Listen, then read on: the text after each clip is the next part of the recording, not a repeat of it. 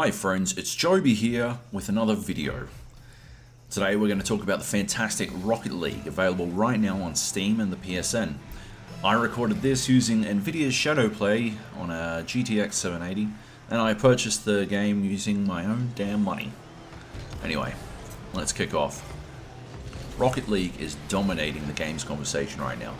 Self-described as soccer with cars, the game pits teams of 3 in a showdown between vehicles. The challenge?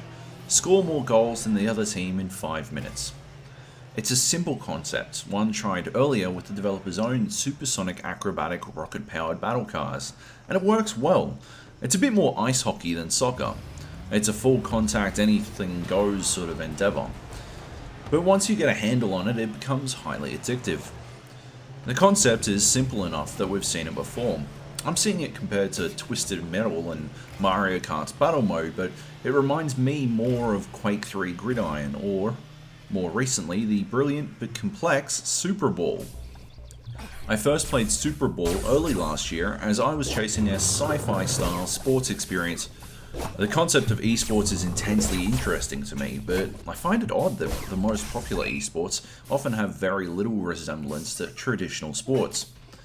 Basketball, hockey and football are centuries old. They're well refined and they deliver regular, consistent experiences for spectators.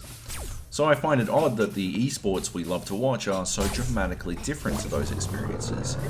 That's not a criticism of them. I think it's a testament to the inherent ingestibility of your Dotas or Counter-Strikes that they manage to capture the attention of thousands. I just find it odd that the closest sporting facsimile for most modern esports is competitive paintball. So when I find out about a futuristic sporting experience in video games, I get hooked quickly. And I think the popularity of Rocket League over the weekend proves that, conceptually, the idea has legs. People are keen to play a game with the structure of modern sports, but the fantastical elements of a future sport. So why is it that Rocket League kicked off, but Super Ball and Quake 3 Gridiron never really did? Good esports look for what is called a high skill ceiling. What you want is room for the best players to grow, to get better. Skill differentiators create these opportunities and they establish scenarios where the best can get better. If you think about Counter-Strike, map knowledge is a skill differentiator. The more you know on map, the better you're able to strategize and adjust tactically during the match. Aiming is a skill differentiator. Just being able to put 80% of your shots on target makes you better than most CS players. And if half of those are headshots, you'll clean up at your local LAN. Bunny hopping is something only the elite can manage. Well, the elite and YouTubers who are apparently playing on private servers. But that gives the very best an even greater advantage.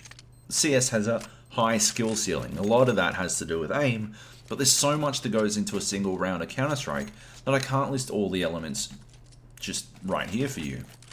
Dota 2 or League of Legends, they're both similar.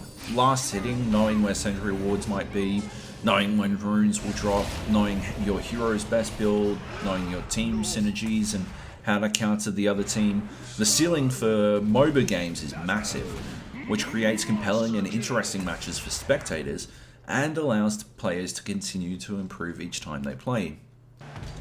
Rocket League hints at a high skill ceiling, although I've only played a few hours of the game so far.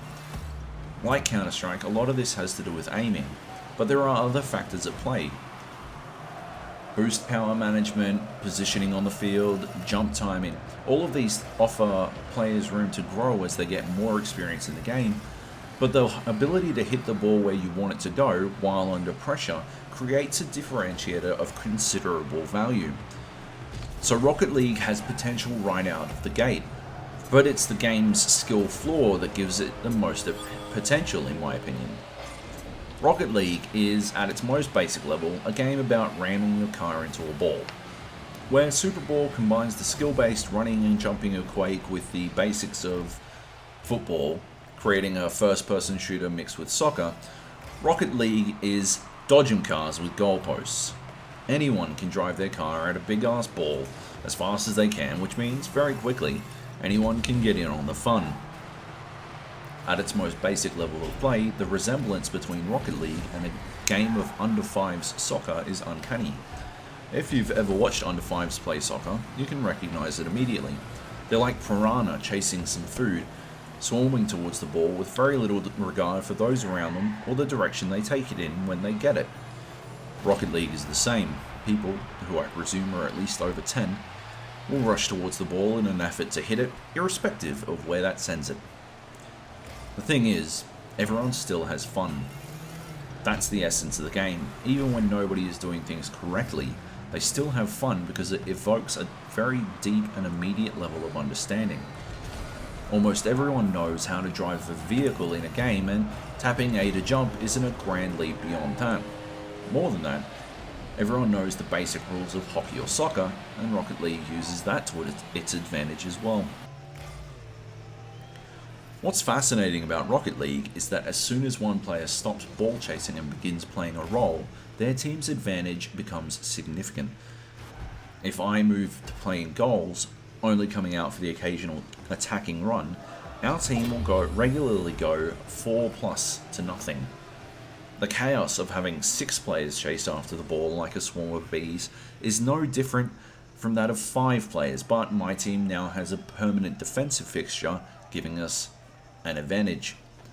Of course, being a goalkeeper is no easy task in itself. You still need good timing, and it helps if your team's killer bees don't smash into you while you're trying to defend.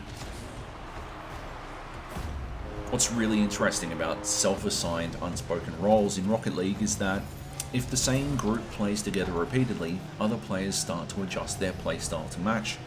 In multiple consecutive rounds now, I've watched a player on the opposite team decide to tend their own goal. I've seen players ignore the ball to focus on checking me away from the goal line, and I've seen my own teammates insist on taking over keeper duties. In Rocket League, water finds its own level very, very quickly, and it's fantastic. Obviously, only time will tell as to whether or not Rocket League achieves success as anything more than a brief distraction during a relatively slow period of game releases. Available for free on PSN and just $20 on Steam for PC gamers, and featuring cross-platform competitive play between the two platforms, it should maintain a sizable community even after its launch window. Super Ball, the other title I mentioned, is still an excellent game, and it's free to play, but with a higher skill floor and a depleted community, finding others to play it can be complicated. Thanks for watching another of my videos. I hope you enjoyed this brief look at what makes Rocket League so immediately addictive. If you can think of any other games that have a low skill floor, let me know in the comments below or hit me up on Twitter at JoeyJojo. Head over to ozgamers.com to read the full script from this week's video. Hit like if you liked it, subscribe if you want more, and tell your friends about me. Oh, and if you'd like to buy me a beer, head to my channel page and hit fan funding. But once again, don't feel like you have to. I'm just happy you watched. Oh, before I go, I should clarify, I'm not saying you should go down to your local park and watch 5-year-olds you're not related to play soccer. If you have a 5-year-old child or sibling, watch them play. Do not show up at random children's sports games though. Don't do it. Anyway, thanks again for watching. I'll see you later. Bye.